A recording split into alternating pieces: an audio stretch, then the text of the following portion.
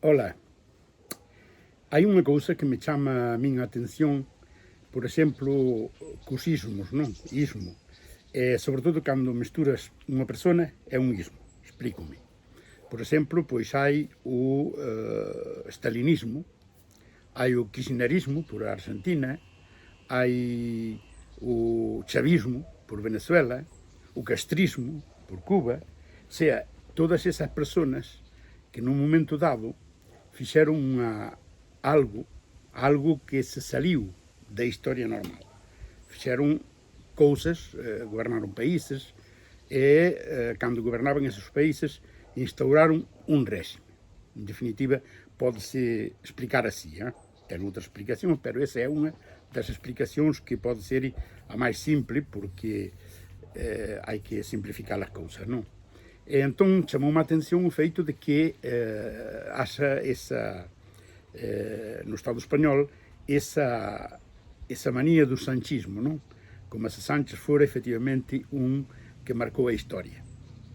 Eu se for enemigo del, enemigo político, quero decir, pois non falaría de sanchismo, porque quero decir que é darlle algo que non pasou, porque gobernou unha legislatura, é un goberno normal, non houve unha instalación do sanchismo, non houve unha revolución.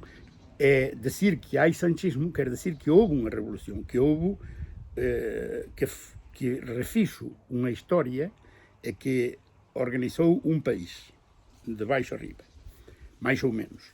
E iso pois non está para un que lle quere facer a competencia, pois non é darlle un mérito que non lle debía dar, así gratuito. E entón, digo eu, por que iso pasa, e depois pregunteime por que é que en Galicia non houve o feixoísmo, non? Pois posiblemente non houve o feixoísmo, porque gobernou moitos anos, e debía de haber un feixoísmo.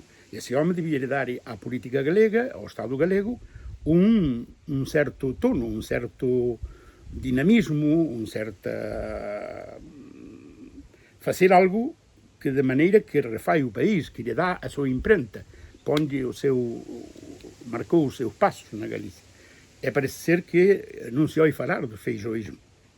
Entón é verdad que Feixóo non marcou Galicia da súa imprenta, do seu facer político, de maneira que poidamos decir que houve un réxime político, como houve, por exemplo, pois o sanchismo en tan pouco tempo. Entón, o señor Feixóo debía facer cuidado, debía de ter moito cuidado con utilizar términos que lle poden rebotar, como ese, por exemplo. Ele gostaría de ben que os galegos dixéramos o feixoísmo e tal, os seus enemigos, non? Podía ser eu ou outro, dizer, porque o feixoísmo introduciu eso, porque o feixoísmo fixo mal isto, fixo ben o outro, e non se di. De Feixóo, fálase del, das veces que saliu na Voz de Galicia, amigo de Marcial Dorado, fálase de cousas que non ten, ninguna importancia para ele, non lle dan ningún mérito, non marcou a política galega. En realidad, pois é moi posible, porque en Galicia realmente non pasou nada nestes 13 anos, fixo a xestión máis pequena, cubriu a corrupción, e non fixo algo extraordinario que pudo ter feito. Unha obra, non sei, algo extraordinario, algo que salira da norma. Ou leises, ou collere competencias para Galicia, liquidar certas cousas que están mal, e non o fixo. Se é que o feixoísmo pasou de largo. É polo que se ve, en España tampouco non vai haber feixoísmo. E se o hai, malo. De algún lado ten que vir, e non é, pode ser da corrupción, da compra de diputados, do que están afeitos eles a facer. Entón, a ver cando hai algo que en Galicia poida chamarse crear un réxime, sería interesante. Esperando a ver o que pasa, a ver cando é que hai alguén en Galicia que ven traer ese ismo que lle fai falta.